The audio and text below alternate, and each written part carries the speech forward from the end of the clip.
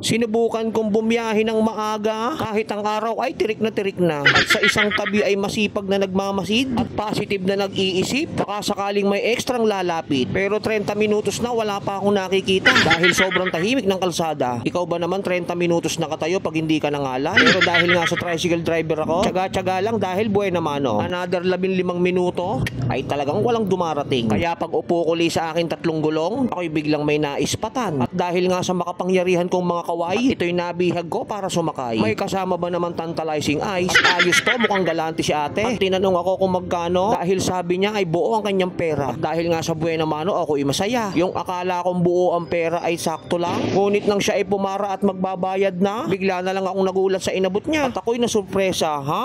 Bakit 3 barya, piso pa ang isa? Malabo yata ang mata ni ate. Kaya nung nakababa na siya, muli ko siyang tinawag. At tinawag kong, ma'am, bakit piso ang isa? Hindi ka na nga nagbayad sa extra? 15 na nga lang, sumablay ka pa. Hala daw niya sa piso ay 5 piso. Aray ko.